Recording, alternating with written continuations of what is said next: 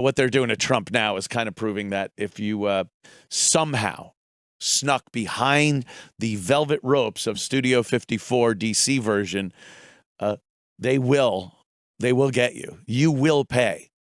It's not just that you got in and got out and affected the country. You know, Donald Trump appointed Supreme Court judges, and that goes way further than anything a president can do during his tenure in office, is appointing those judges that sometimes for decades later are still affecting what goes on in this country. And he did that. They couldn't just let him get out, and that was going to be that. The second he announced his candidacy in 2015, they went after him. It never stopped. When he lost in 2020 and voiced his displeasure with his theory and ideology, seeing what he saw, that the election wasn't on the up and up, then they really went after him. January 6th, of course, where there are videos of him speaking, saying, "Be peaceful. We're going to peacefully march down to the Capitol." He got on a couple hours later and said, "Go home. Do not damage anything or hurt anybody." All the things that he was supposed to do. And they have slapped so many indictments on this guy. They've buried him in indictments. They said in 2015, they said they were going to do whatever it takes so that Donald Trump will not get elected in 2016. And they thought they had it. They thought Hillary was a shoo-in. When he won, they did everything in their power to get him out of office. The impeachments, the investigations, the everything. And then when he got out of office, he questioned the validity of the election, and they doubled down going after him to make sure he don't get the fuck back in. And now, with the 2024 election coming up, they are petrified that this guy might just have a chance of getting in again, and they will never, ever let that happen again. And they've said it. They've stated in public numerous times, numerous different people, that they will never allow that to happen again. And Donald Trump said to us for years, they will not let me get away with this. They are and will continue to come after me. And even with that said, before any of this really started, people believe that this is a legitimate investigation and that these are legitimate indictments handed out to the leading candidate for the presidency of the United States. I don't know how half the fucking country is buying into this, just sight unseen. You're believing the very people that are indicting the guy. Like, oh, well, you know, an investigation. Yeah, by the people that said they will not let him be president again. That's who made the indictment. You can't trust the indictment. You can't trust anything. And if you don't think that our government is capable of such underhanded shit, like jailing political opponents, then you have not been paying attention over the course of the years, especially the past decade. You are not paying attention. They are capable. They do it. They are lying. They're in partnership with mainstream mass media that affects people's thought process, what they believe in. They believe in the institution of the news. So whatever they hear, but they don't realize the news is directly connected to the regime in place right now. So you're not getting accurate information. The only thing we know for sure is that they said Donald Trump will never be president again. They will do whatever it takes. Donald Trump has said they will do whatever it takes to keep me out. And they are doing just that. Those are the only facts. And you have to give credence to that. And that, you know, perhaps this isn't all on the up and up. If Patty was there, I would believe it because she's an honest, good person. But Patty wouldn't indict Donald Trump. I don't think so anyway. You wouldn't indict Donald Trump, would you? I thought every single president in history had copies of those papers and things they said he has. Here you go. They all Exactly. have them. So I don't understand what Exactly. is there. Donald Trump was being nice. He put those files in the bathroom at Mar-a-Lago. You ever run out of toilet paper? It's so frustrating. You could just go in, grab some documents. Oh, yeah. Oh, UFOs. They're from outer space and they're aliens in there. Luckily, one time I was in college and the security came to my dorm Story's room. already bullshit. And then luckily, I needed to take a shit and had all this extra weed, so I just wiped my ass with the weed. And the It's not like you were trying to get rid of it. It's all that was there to wipe with. Exactly. I get it. I get it. It looked weird, but just practical purposes. Sure. The drug-sniffing dog was buried his nose up your ass. Which was my plan the whole time. Yeah. Yeah, so this is so frustrating, and not as a Trump fanatic. I don't know how many times, because when you discuss this stuff on social media, the answers you get back from people that believe this indictment and won't even listen to any reason about, look, hey, they've kind of said things that would lead me to believe that maybe this isn't on the up and up. Their argument is always, oh, so Trump can do no wrong. You don't think he's a criminal? You don't think this, that? Like, that is literally beyond the point. You're missing the bigger point. Is Trump guilty of these things? I don't know. I don't think so. I think from what we've seen, there is a valid explanation, and he went through the proper channels on January 6th of telling the people not to do certain things. He was hoping that Pence wouldn't sign off on the election. He didn't threaten Mike Pence. He didn't pay off Mike Pence. He just asked Mike Pence, as his vice president at the time, hey, don't sign off on this fucking thing. Or not vice president. It was January 6th, so he wasn't the president yet, right? Is that what I'm being led to believe? Or was it the year before? Boy, that's kind of hard to. So was the inauguration was January 12th, I think, or something like that. Yeah, he was still at the tail end of the presidency. Yeah, because that's what the whole thing was, ratifying the whole thing. So it wasn't like he did anything. He said he hoped that Mike Pence wouldn't sign off on it. No gun to the head, no threats of retribution, nothing. And asking a group of people to go to the Capitol and show your support and show your displeasure with it. You're allowed to say that. Americans are allowed to question an election. There is no law that dictates you cannot question an election, and that questioning does not firmly fall under the protection of the First Amendment. Just isn't. And when that was done, and Trump had told people, go down there peacefully, and then when people, and again, this is all questionable too, as to who started this mess. Was it Antifa? Was it feds? Was it whatever? I haven't seen enough evidence in any direction to tell me who the fuck started this thing. I've seen some shady shit, and I'm not talking far-fetched conspiratorial stuff. I've seen shady stuff where people are antagonizing and enticing people to go in to the Capitol and perhaps do some damage to the windows and doors and whatnot. But that was never looked into, because why look into something when you have the perfect scapegoat? No, we have a story here. Donald Trump told people to break into the Capitol and threaten and stop a proceeding that would ratify and verify a federal election for president of the United States. And that's just not what happened. But that's what they said happened. Everything that Trump said that day was go down, protest. Yeah, fucking protest.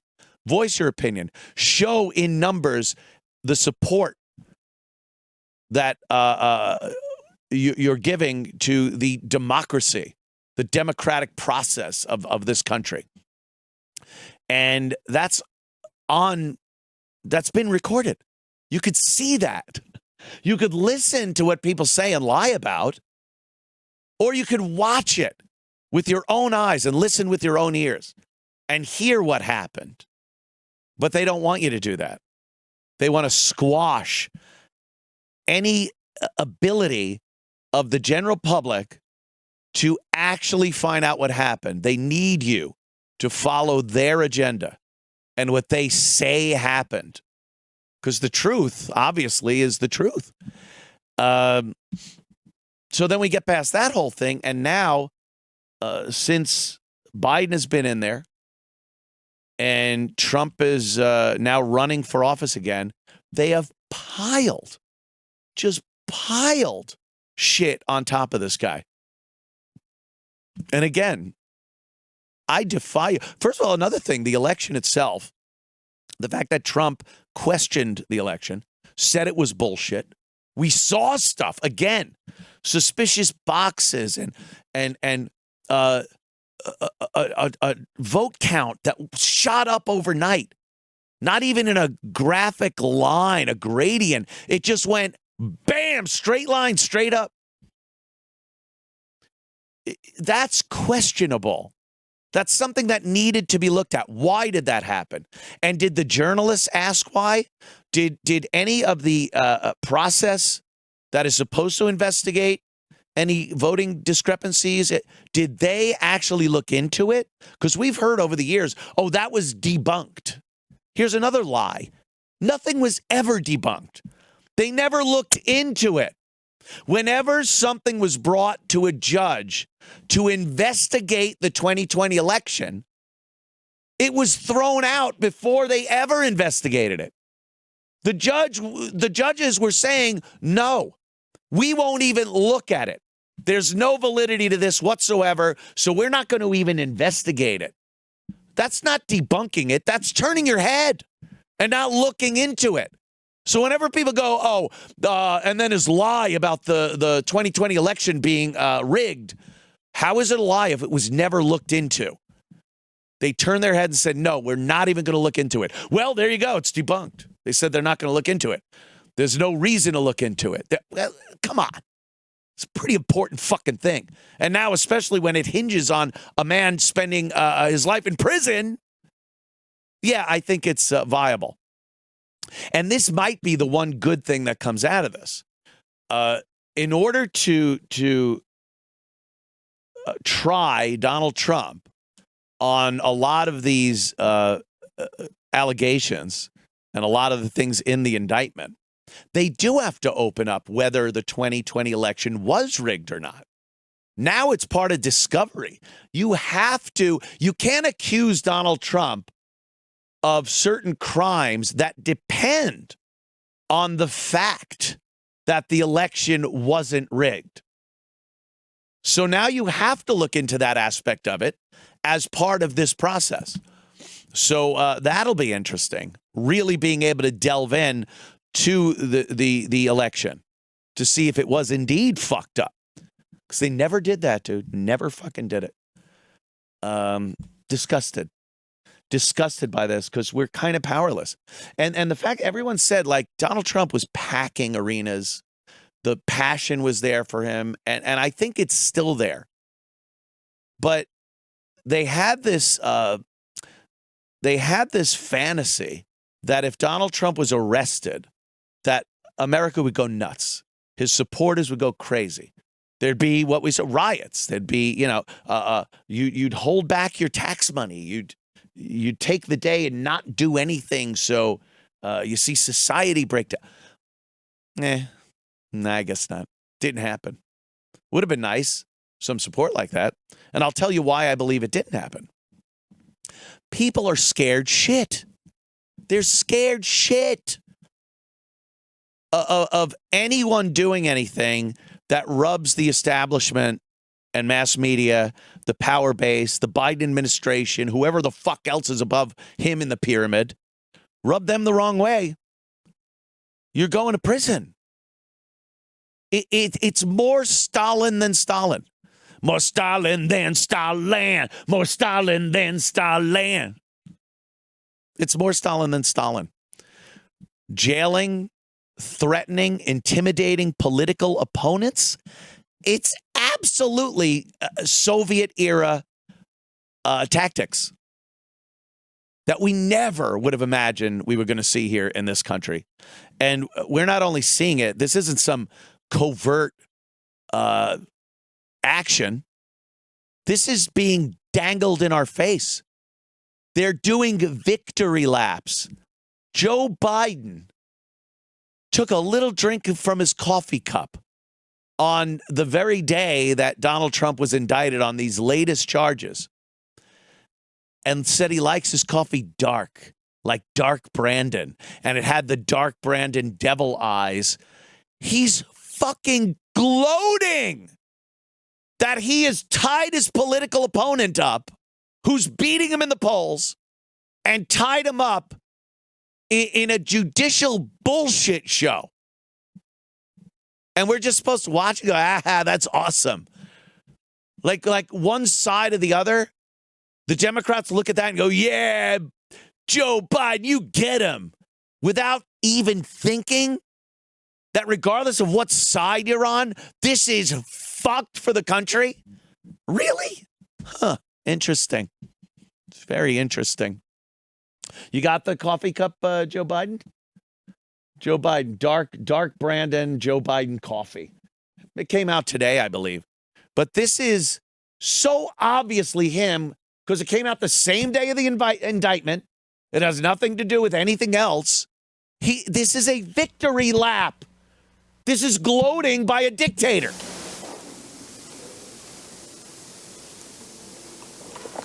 I like my coffee dark. Dude, what else is that? This is Joseph Stalin.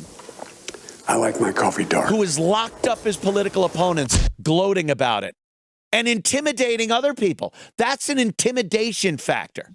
Oh, really? You support Trump? All right, look what we just did to him. You want to be next? It just reminded me of Airplane, too, by the way. The little girl. Like he likes his little boys. Cream. The boy goes, cream. She goes, no, I take it black. Like my men. She's 8. She's 8 years old. It's hilarious. Try squeaking that in a movie these days. Good luck to you. Yeah. So just the idea that he's doing a victory lap, that this is happening in summation, as they say. All we've seen as far as hardcore evidence of anything goes is that they are intimidating the number one opposing candidate. They are intimidating his supporters. They've jailed his supporters. And they gloat about it. This is beyond Soviet tactics. And again, never thought before 9/11, when I would go to the airport or a public place, even entertainment venues, whatever it is, train stations, I would know from watching the news, you'd see news from Jerusalem or Tel Aviv or somewhere, and they'd have soldiers standing at the train station and at the airports. And I looked and just went, how the fuck lucky are we that we live in a place where you don't need armed guys just standing around locations that you take for granted are safe just because we're America. And we just, for some reason, felt this safety. We felt that we were safe regardless if there were armed guards around. We take care of ourselves. We kind of have a common ethical and morality in just being Americans, that we wouldn't want to just go into a bus station and blow up a bunch of people. But I'm like, oh, wow, Tel Aviv, that sounds, in Jerusalem and a lot of these Saudi countries. And you just be like, that's kind of fucked up. 9/11 happens. And it's the first time I remember seeing soldiers with their rifles at public places that you never would have seen soldiers at. And when you first get over the initial, oh, cool, it's an army man. Look, army men.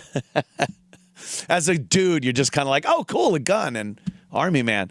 Then it hits you like, oh, fuck. That's it. Now we're this. Now we're this. And we have to have this going on. And it was so unimaginable until it wasn't. And my point is that having this oppressive dictatorship that uses the practices of the former Soviet Union to jail and intimidate political opponents, squash free speech and freedom of expression, totally take away your ability to defend yourself in the best way you deem fit, you and your family. You just never thought that was coming. You just never thought that would be a thing here in America. But just like Army Man at the airport, it's happened. And it's that obvious, by the way. It's not like, oh, well, the airport army guy is an army guy at the airport. You go, oh, that's that. What, you don't think the political oppression and subversion we're getting right now from these politicians, you don't think that's as obvious as Army Man at the airport?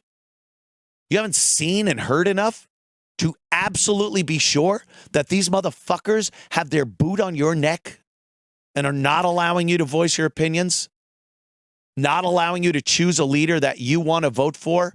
They have to throw them in fucking jail. It's just as obvious as Army Man Airport. Let's be real. Come on, stop it. How much benefit of the doubt are you going to give these motherfuckers until that fucking boot is firmly on your throat? And then you'd probably still go, well, I don't know. Maybe he needs to rest his foot. Maybe he needed to rest his foot somewhere and my throat was just closest. How much of a benefit of the doubt are you giving these motherfuckers? At least it's not Trump. Right. But what about Trump? Yeah, asshead. Look, we're going to take some calls first before we go. Mac Man from the great sunshiny state of Florida. What is up, my friend? And thank you so much for taking my call.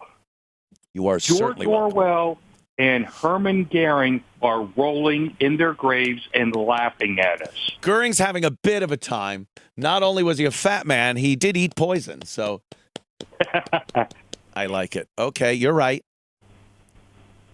Now, I want to put a song in your head because Pink Floyd nailed it from the wall. Yep. From the song, with the line, "Mother, should I trust the government?" I'm going to put that little earworm in your head. Well, the whole album obviously is indicative of oppressive government. I think they wanted it to seem very Nazi-like, but the fucked up thing is it is more akin to what we are living in now than a depiction of what the Nazis were back then. There are quite a few similarities between Pink Floyd's The Wall and the kind of more sneaky subversion we're seeing now. Yeah. Could I switch gears to Biden economics? Hold on.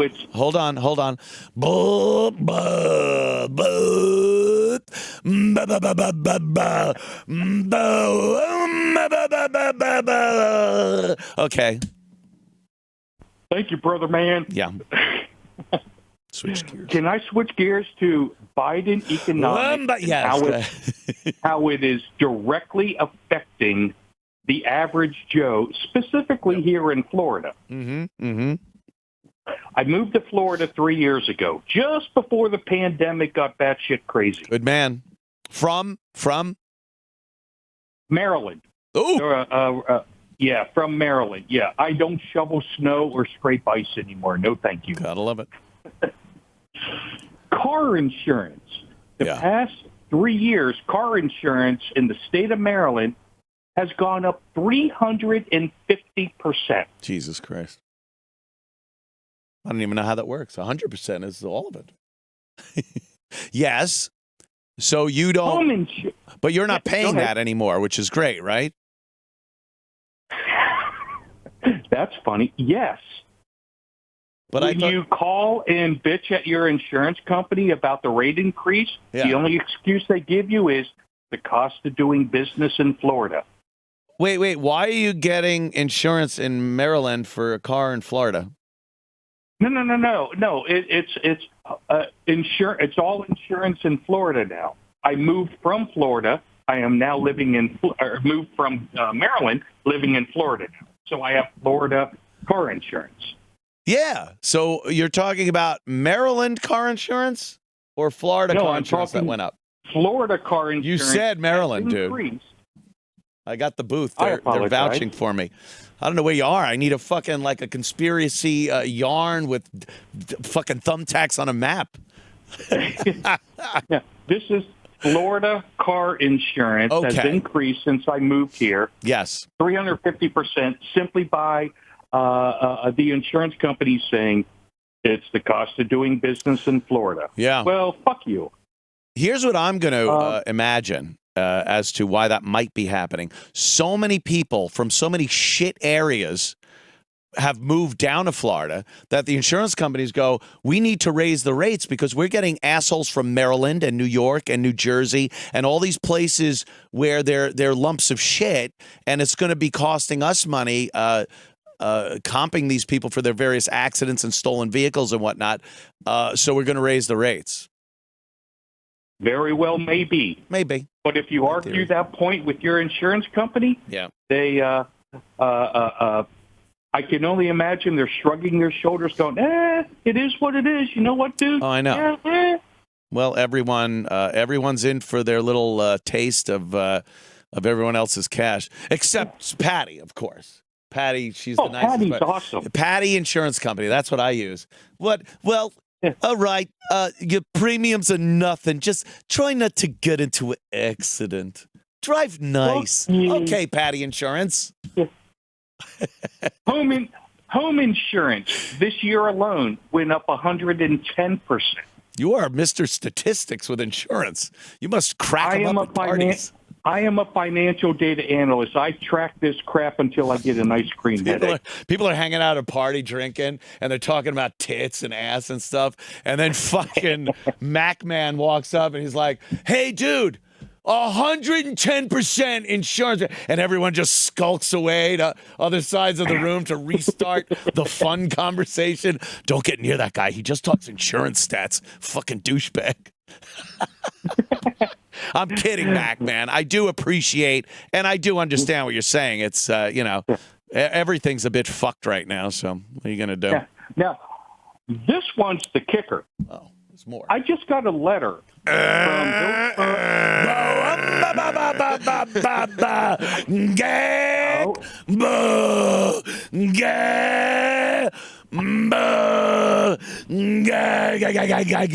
All right, gears switched. Go ahead.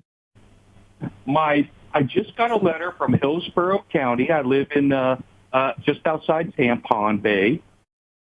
My property taxes are being increased because fuckwad Biden just did that whole thing with banning incandescent lights. Oh, right.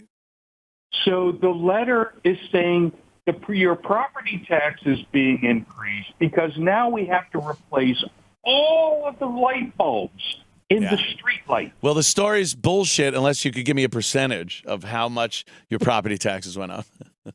Without a percentage, 10%. Oh my God! See, more percentages, and the party breaks up again, and everyone's going out to the patio now.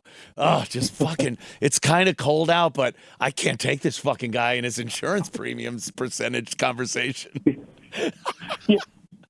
All right, dude. I gotta let you go. Schubert's on the phone.